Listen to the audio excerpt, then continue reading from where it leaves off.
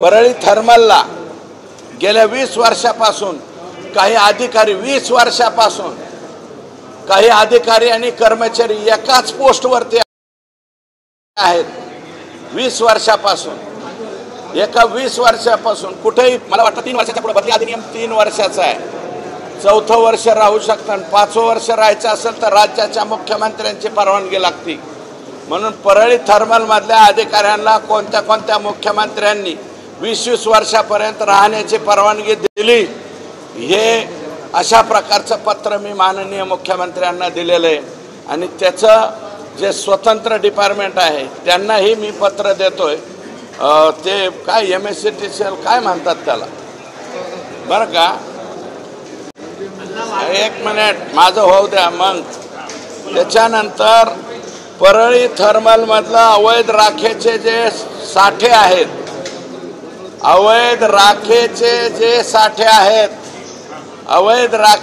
साठे आहेत ते साठे जप्त करण्यात यावेत। कोणाकोणाचे आहेत त्यांची सगळ्यांची यादी माझ्याकडे आहे। ती यादी मी पोलीसकडे देणार आहे आणि थर्मलच्या अधिकाऱ्यांकडे देणार आहे। त्याच्यामध्ये कोण कोण लोक आहेत उद्याच्याला मीडियात यांची नावं आल्याच्या नंतर तुम्ही आश्चर्यचकित व्हाल, अशा लोकांचे हे डेपो आहे। दुसरं, अवैध वाहतूक आजही परळी थर्मलच्या राखेची चालू आहे।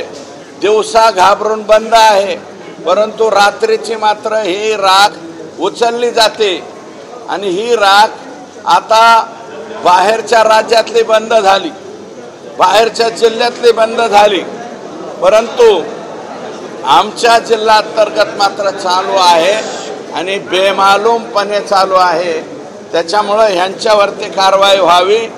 भगीरथ बियाणी नावाचे एक व्यापारी आणि भारतीय जनता पार्टीचे कार्यकर्ते यांची अचानकपणे स्वतः गोळी झाडून आत्महत्या केली, त्या आत्महत्येची सुद्धा चौकशी व्हावी, अशा प्रकारची मागणी मी या ठिकाणी केलेली आहे।